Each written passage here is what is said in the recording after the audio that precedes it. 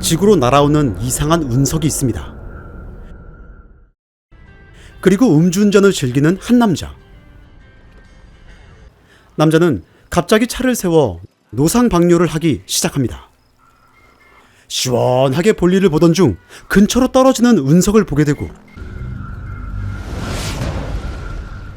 손전등을 챙겨 운석이 떨어진 곳으로 향합니다. 그리곤 뭔가 알처럼 생긴 것을 발견하게 되고 갑자기 정체 모를 무언가에 쫓겨 달아나는 남자. 다급히 차를 몰고 도망쳐보지만 뒤쫓아온 괴생명체의 공격을 받아 정신을 잃고 낭떠러지로 전복되며 리뷰 스타터가 되고 맙니다. 한 베이스 캠프. 말싸움을 하는 한 부부가 있습니다. 남편인 버트와 아내인 클레어. 부부는 캠프의 경영난에 허덕이며 가이드에게 줄 월급이 없어 가이드까지 해고한 상태였습니다. 그리고 영화의 주인공인 로스에게 일주일만 가이드를 해달라고 부탁합니다. 건바이 건이다. 로스는 망설이지만 자신의 부모 같은 서머에게 한 번만 버트를 도와주라는 말을 듣고 제안을 받아들입니다. 곧 도착하는 헬기. 헬기에선 조종사인 탐과 웬 학생들이 내립니다. 이 캠프는 학교 생활에 적응하지 못하는 문제아들을 입소시켜 자연 속에서 갱생시키는 심리치료 오직 캠프 두 번째 기회라는 장소였습니다. 이름 대격이네요. 쉽게 얘기하면 훈련소의 군기교육대 같은 것이죠.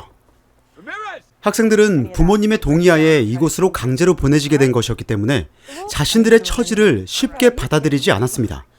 버트와 클레어는 학생들의 소지품들을 전부 걷고 완전 군장을 싸게 하여 다음 캠핑장으로 탐험을 나섭니다. 다음 캠핑장까지 무려 24km 행군이라네요. 어우, 빡센데? 그들은 산을 오르고 평야를 지나 밤이 되자 텐트를 치고 야영을 시작합니다. 라디오를 듣던 중 갑자기 이상한 전파 방해가 일어나고 말대가 나타나 텐트를 전부 휩쓸어 버립니다. 난리통 속에서 코튼인 위기에 빠졌지만 멋진 남자, 거친 남자 로스의 도움으로 목숨을 건졌습니다. 그렇게 버트 일행은 위기를 모면합니다. 하지만 화가 난 학생들은 클레어에게 따지지만 클레어는 여기는 오지니까 이 정도는 감수하라며 오히려 큰 소리를 칩니다. 역시 오지네요. 그리고 자네를 정리하는 사이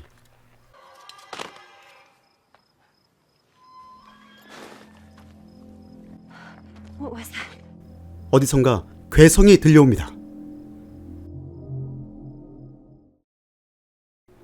다음날 아침 영화의 초반에 나왔던 운석의 잔해에 도착한 일행들은 뚜껑이 열린 운석을 보고 폭탄이니 외계인이니 하며 이런저런 추측을 하기 시작합니다.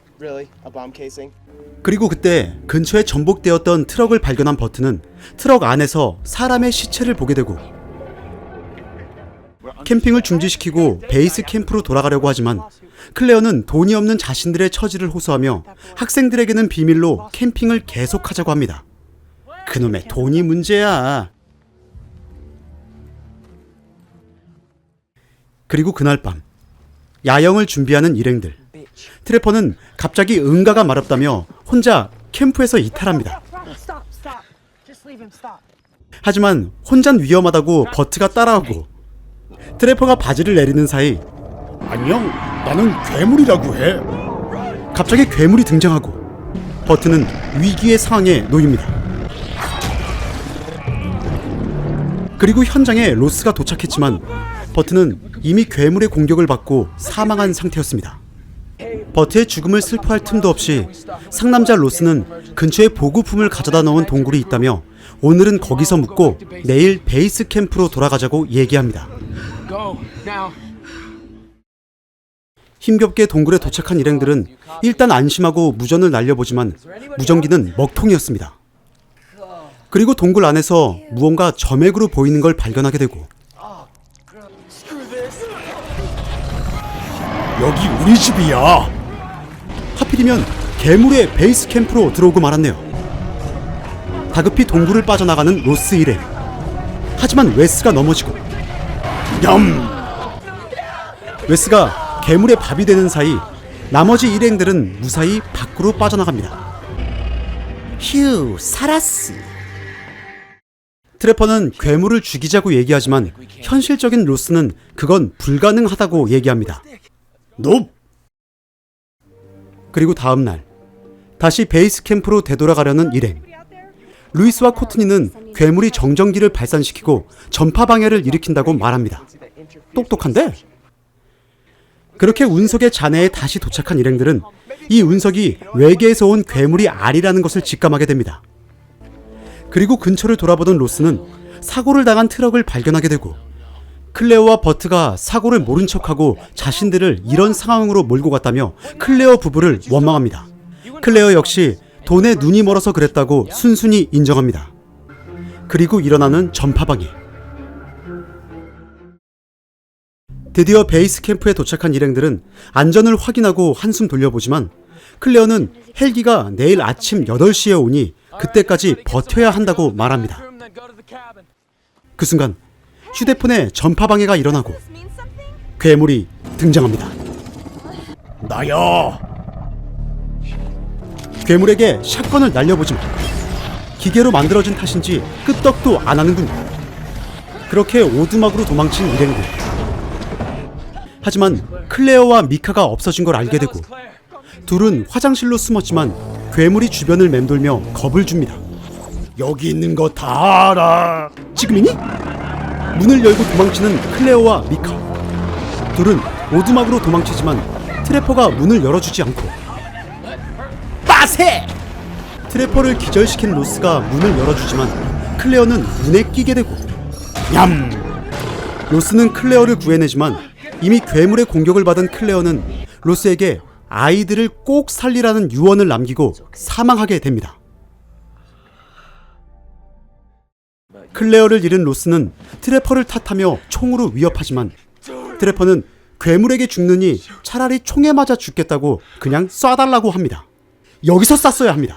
하지만 로스는 마음을 추스리고 헬기가 올 때까지 이 오두막 안에서 버티자고 얘기합니다. 지쳐 잠이 든 일행들. 로스는 코트니에게 샷건을 쏘는 방법을 가르쳐준다고 작업을 걸게 되고 코트니 역시 로스에게 호감이 있었던 터라 둘은 그렇게 사랑에 빠졌습니다. 다음날 전투 준비를 하며 헬기를 기다리는 일행들. 샷건 쏘는 법을 배운 코트니는 트래퍼에게 바로 써먹습니다. 절대 따라하지 마세요. 그리고 곧 헬기가 도착하고 전파 방해가 없는 걸 확인한 일행들은 밖으로 나와 헬기로 향합니다. 그리고 로스는 탐에게 클레어와 버트는 죽었으며 여기서 빨리 탈출해야 한다고 얘기하지만 헬기에 짐을 잔뜩 싣고 온 탐은 일단 짐을 내리고 타야 한다며 시간을 엄청 끌어댑니다. 드디어 헬기가 이륙하고 그 순간 괴물에게 공격당하는 일행들. 헬기에 매달린 끈질긴 괴물이 미카를 공격하고 냠! 나머지 학생들은 그 틈에 전부 탈출합니다. 그리고 탐은 헬기를 절벽으로 몰아 괴물과 함께 자폭해버립니다. 이제 4명 남은 로스 일행은 괴물이 아직 죽었을 리 없다며 서머 아줌마네 집으로 향합니다. 서머의 집으로 향하는 길에 트래퍼는 다리가 아파서 못 걷겠다고 엄살을 부리고 계속 걸으라는 로스의 말에 화가 난 트래퍼는 왼쪽 기습! 결국 로스와 주먹 다짐을 하게 됩니다. 시간도 없는데 말이죠. 물에 던지기! 그렇게 온갖 비겁한 수를 쓰고도 로스에게 털려버린 트래퍼는 아팠던 다리가 다 나았습니다. 역시 내가 약이여. 서머의 집에 도착한 로스 일행은 서머에게 외계 생명체가 자신들을 공격했다고 말하고 자신들 외에 전부 죽었으니 짐을 챙겨 안전한 곳으로 도망가자고 하지만 서머는 경찰에 신고를 해야 한다며 전화기를 들게 되고 전화기에선 전파 방해가 일어납니다. 그리고 갑자기 사라진 트래퍼. 트래퍼는 몰래 혼자 트럭을 타고 도망갑니다. 아싸병! 난 살았다! 하지만 뒤따라온 로스는 죽빵을 날려보지만 트래퍼를 놓치고 말았습니다. 그 순간 갑자기 등장한 괴물. 괴물은 트럭을 들이받아 버립니다. 그리고 문제의 근원인 트래퍼가 공격을 받게 되고 트래퍼는 저 세상으로 가버리고 맙니다. 그리고 총을 챙기는 사이 창고에 숨어있던 코튼인 괴물의 습격을 받게 되고 서머와 루이스가 총을 들고 밖으로 나와보지만 괴물은 이미 사라진 뒤였습니다. 기절했던 로스가 깨어나고 코튼이를 찾자 루이스는 괴물이 코튼이를 데려갔다고 말합니다.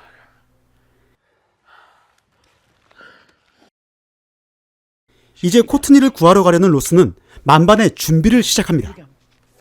그리고 루이스는 조끼 안에 삽을 넣고 가라고 얘기하며 자기가 방금 만든 뜨끈뜨끈한 수제폭탄까지 챙겨줍니다.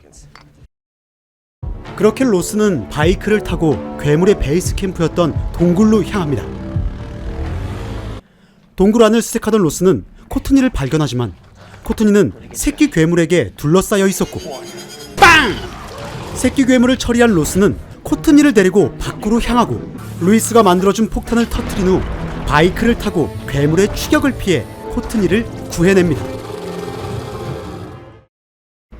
그 시각 폭탄 제조에 열중인 루이스. 도대체 정체가 뭘까요? 아무튼 로스와 코튼이가 도착하고 루이스는 로스에게 자신이 만든 무기들을 소개합니다. 2만 볼트가 흐르는 철망, 그리고 폭탄 등을 말이죠. 그리고 루이스가 철망에 배터리를 연결하는 사이 괴물이 등장하고 루이스가 공격을 받지만 로스가 괴물을 유인합니다. 현란한 바이크 솜씨로 괴물을 유인하는 로스. 로스는 2만 볼트 철망으로 괴물을 유인하고 점프! 괴물은 철망에 걸려 쓰러집니다. 그리고 폭탄을 터뜨리려는 찰나 이런 선을 연결 안 해놨네요. 망할 루이스. 그때 가솔린을 가득 싣고 달리는 서머. 이거나 먹어라 새끼! 괴물과 함께 자폭해버립니다. 목숨을 건진 코튼인 신이 났지만 괴물은 아직 죽지 않았습니다. 로스를 추격하는 괴물. 괴물은 로스의 배에 팍! 하지만 배에 넣어놓은 삽 때문에 살았네요. 그리고는 코튼이가 괴물에게 열심히 샷건을 날리는 사이 루이스의 수제폭탄을 괴물의 배돼지에 박아 괴물을 폭파시켜 버립니다. 수제폭탄이 이 정도라니 엄청난 위력이네요. 그렇게 괴물에게 승리한 로스와 코튼이 그리고 루이스. 셋은 우리가 해냈다며 하이파이브를 합니다. 여태까지 죽은 사람들은 싹 다 잊고 말이죠. 그리고 이제서야 뒤늦게 나타난 경찰들을 보여주며 영화는 끝이 납니다. 이 영화는 믿기 힘드시겠지만 2015년도 작품으로 새로운 에일리언을 만들고 싶었던 제작진의 노력은 보였으나 뭔가 엉성한 스토리와 어설픈 CG 등 애매한 영화라고 볼 수 있겠습니다. 그래도 내 시간을 정말 킬링해버리고 싶으신 분은 보신다고 하셔도 말리지 않겠습니다. 그럼 리뷰를 마치며 다음에 더 어설픈 영화로가 아니고 더 좋은 영화로 찾아뵙겠습니다. 마지막으로 구독과 좋아요도 부탁드리겠습니다. 감사합니다.